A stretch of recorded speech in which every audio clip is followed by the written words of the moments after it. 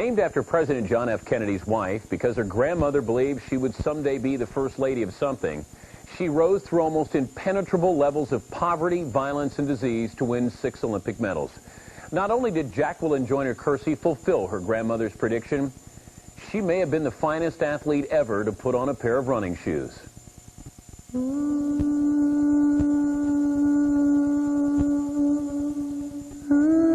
There's going to be an obligatory appreciation of Jackie Joyner Kersee because her events aren't glamour events. What's the heptathlon? It's, what, 7 events? 6 events? Well, who knows? It exists on the periphery. The story has to be told about Jackie Joyner Kersee in a way that it never has to be told about Michael Jordan. There's FloJo in all of her exuberance and flamboyance out there flying down the track, you know, hair trailing in the distance, glamorous outfit, glamorous nails. And there's Jackie with her hair up in a ponytail, sweat, you know, no makeup, you know, no fancy nails, just her wedding ring, and toiling in obscurity. For me, people say Jackie is the greatest female athlete. I have a problem with that. I say, to be honest, I say Jackie's the greatest athlete in the world. Barcelona and what she did there is what sealed it for her. It was now beyond discussion. I think she probably would have been, by consensus, the world's greatest female athlete. But Barcelona made it by acclamation. Case closed. After winning her 2nd straight Olympic heptathlon, Jackie Joyner took a bronze in the long jump. Barcelona marked the 2nd Olympics in which she stood as the only female athlete to medal in a specialty event after winning the grueling 7-event, 2-day heptathlon. She was the best long jumper in the world at the same time that she was the best heptathlete. You consider this for a moment. It would be like Dan O'Brien had not only won the decathlon, but then went out and competed against Carl Lewis in the 100 meters and beat him in that. It just doesn't happen. You'll never see a great 100-meter man, a Carl Lewis, okay, run the mile. Okay? I mean, he's not going to run against world-class milers. Or you'll never see a great miler run against Carl Lewis. Different human beings, different training, different everything. The other wondrous thing about Jackie's achievements is that they've all taken place with this specter of near-death asthma experiences. This has trailed Jackie all of her career, and it's been more serious than she's ever let on. She always wanted to fight asthma and try to conquer it instead of control it, and she didn't realize it could kill her. One time, Jackie goes into full-blown asthma arrest where her body has gone into trauma and she is she's dying. She's collapsed on the floor. She can't breathe. They rush off to the emergency room. Bobby's cradling her, and they just go through the drill that they've gone through before, putting her on the respirator, on life support. Born into the smog, grime, and misery of East St. Louis, Illinois in 1962, Jackie was the 2nd of 4 children. Her mother, Mary, was 18. Her father, Al, was 16. When Jackie was born, Al, her father was a junior in high school. I've heard Jackie say that her parents were almost like babies having babies. There wasn't any luxury in that house. It was a survival situation. It's the worst of the worst in terms of ghettos, particularly in the blighted 1970s. So many of the buildings were bombed out and burned out by disgruntled people who'd been laid off and left to their own devices.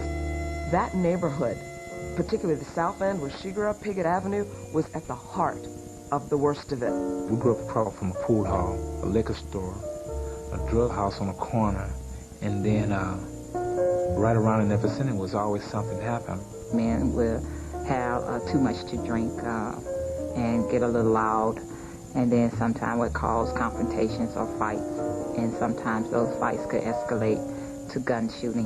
We saw a guy get shot 7 times right there in front of our house, and he died. And it was sad to say, but I was hoping the guy didn't miss, because if he would have missed, he would have shot my sister.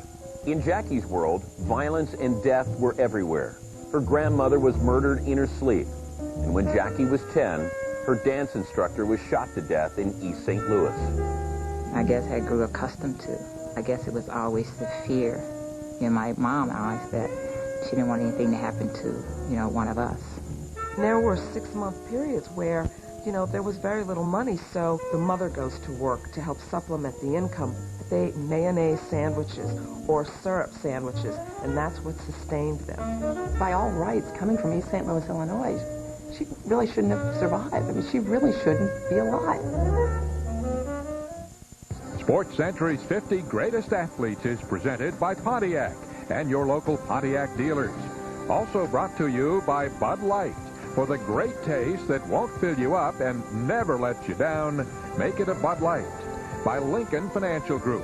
Lincoln Financial Group, clear solutions in a complex world. And by Burger King, where you can have the delicious king of fries. Burger King, when you have it your way, it just tastes better. When she was 11, Jackie found safe haven in sports under the protection and encouragement of Nino Fenoy. You have to understand this was in the early 1970s. Title IX had happened, but word hadn't really reached East St. Louis yet. But Nino Fenoy, Jackie's coach, was experimenting. He was a visionary, and he took the bold step of starting a girls' track and a girls' basketball program. When I would talk to Coach Fenoy, I would always say, well, I tried. You know, I don't know where I got that from. She wanted us to know she had done her best, but it followed up with, what can we do? What can I do to get better? Jackie went on to lead Lincoln High in state titles in track and basketball. But it wasn't until she challenged her brother Al in what came to be known as the mailbox race that she began to come of age. Al was typical of boys his age. He had a sister who was a star athlete who most of the time outshone him. I wouldn't say that Al was jealous. I think Al was more upset because my name was appearing in the paper. Jackie kept bringing home all these medals and trophies and stuff, and, you know, I said, girl, you ain't fast. I said, you ain't fast. And finally she looks up and she says, all right, you want to race? Let's race. And so then the camps immediately form. And the finish line is the mailbox. We lined up, the whole street, the whole block was watching, you know, because I was getting ready to just shut up. And I just, straight out, I beat him that one time, you know. She beat me. I was really upset, but she beat me. Jackie began to beat everybody, earning an invitation to the 1980 Olympic trials. But success only provoked resentment and jealousy among her peers. The implication was that maybe there's something wrong with their sexuality. There was another faction of girls in the high school who were debutantes, and Jackie desperately wanted to be part of the debutante group as well. She thought she could do both, but they ostracized her, and she had to cope with that sort of rejection, and her mother helped her deal with that and help her understand the way you're excelling at athletics is going to get you someplace. It's going to get you out of here. My mother made sure that even though there wasn't a lot of money, that there was a lot of love, and always she made sure that the kids were getting the kinds of values that she thought were important. I always had to respect her as my mother because my mom did not want me to fall into some of the similar traps that she had fallen into, not to get pregnant during my teenage years. Leading her team to an 86-5 record in 3 seasons, Jackie went off to UCLA on a basketball scholarship. Early one morning in her freshman year, she was awakened by the news that her mother had been stricken with a rare form of meningitis and was being kept alive on a respirator. Seeing her in the hospital, being on that table, being hooked up to all these machines. It was one of the most devastating things that I could ever imagine. Jackie had to be strong or the family would just fall apart. And I made the decision that, no, we must take her off. I'll never forget, we did it at 8 o'clock and the heartbeat stopped beating at 10:30 p.m. With her mother gone at just 37 years old, Jackie's stability was in danger of collapse. It's tough because you don't have that one friend you know you can count on. I mean, you're lost. I mean, you're really lost. In that crisis, a new mentor stepped into the void. UCLA assistant track coach Bob Kersee. Bob was important to her at that time because he himself had lost his mother when he was 14. That feeling would always be with me, and I can understand how devastating that feeling is. And so I just felt responsible and obligated to go to tell Jackie that, you know, if there's anything I can do for you, I'll try to be there for you. I had been working with another coach at that time that didn't quite understand me. And Bobby said that he would take over my program. When I saw Jackie, I said, this is the greatest athlete I've ever seen. He said to me at that time that he thought that I was a world record holder. I looked at him like, yeah, right. Bob was the jeweler that saw the gem and polished it and maybe cut it a little bit and made it shine brighter. He said, you're going to become a hurdler. You're going to become a high jumper. You're going to become a thrower. And then all of a sudden you start seeing the little pieces starting to fall together. Jackie trained under Kersee for 3 years. In 1984, she was favored to win gold at the Olympics, but bothered by a hamstring injury and her chronic asthma condition, Jackie was plagued with self-doubt. I went to the line, you know, not thinking about being a champion. It was like, oh, am I going to hold up? Can I make it to the next event? If you go out there with negative thoughts, if you don't go out there thinking positive, things are going to go wrong because you're looking for them. Although she held up through 6 events, she didn't dominate as expected, leading by just 31 points.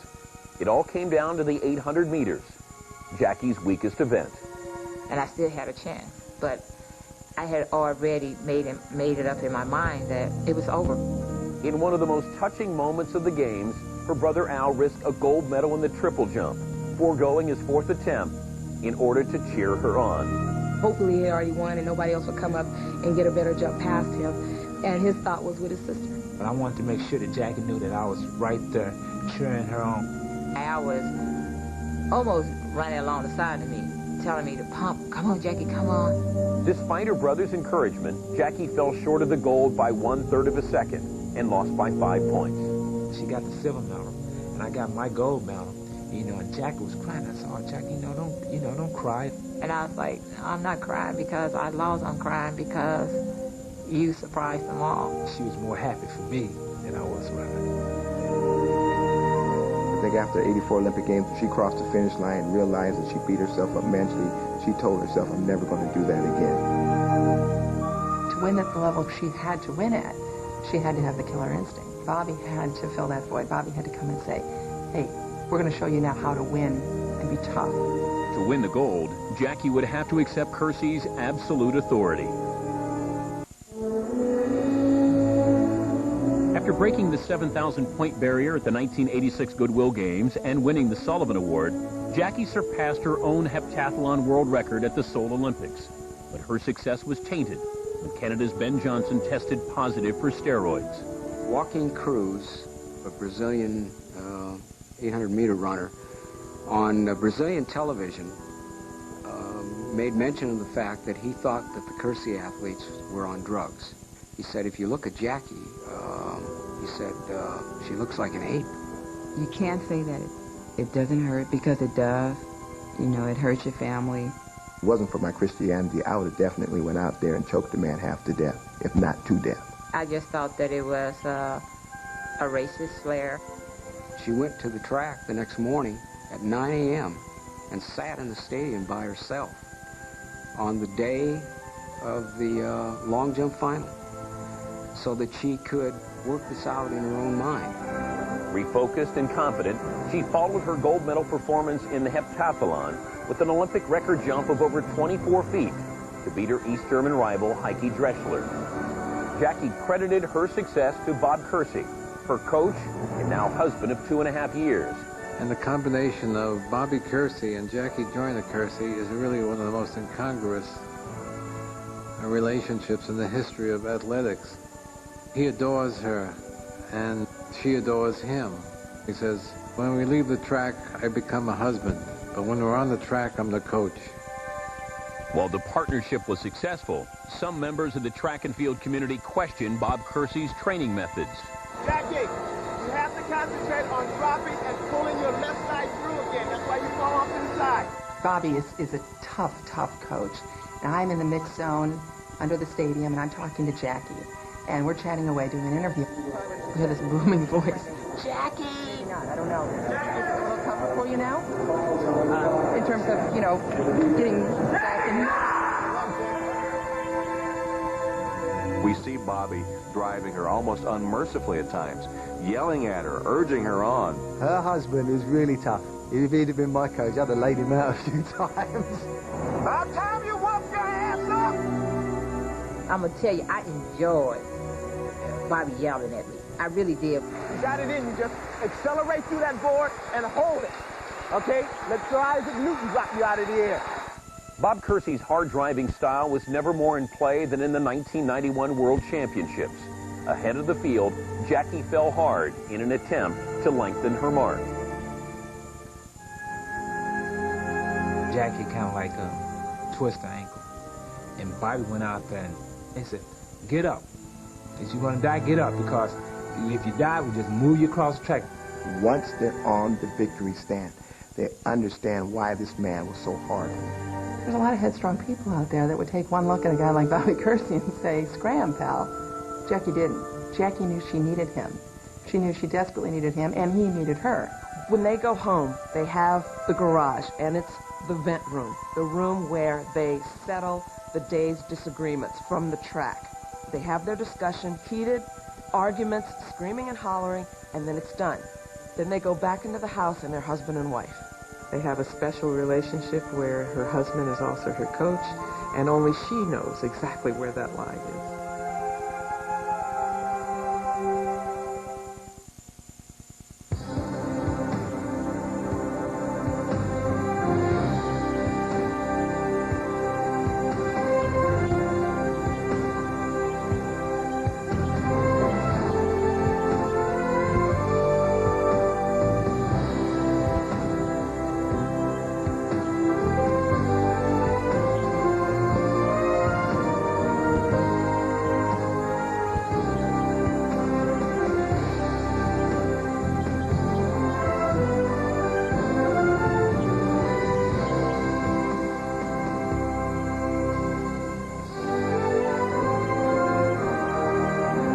Return, Jackie's greatest triumph is not Olympic gold. SportsCentury's 50 Greatest Athletes is presented by Pontiac and your local Pontiac dealers. Also brought to you by 10-10-321. Dial it and save 50% on calls over 10 minutes.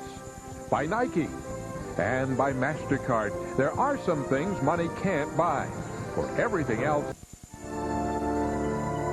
The Atlanta Olympics, 1996. Slowed by injury, age, and her ever-present asthmatic condition, Jackie Joyner Kersee went for her third straight Olympic gold in the heptathlon.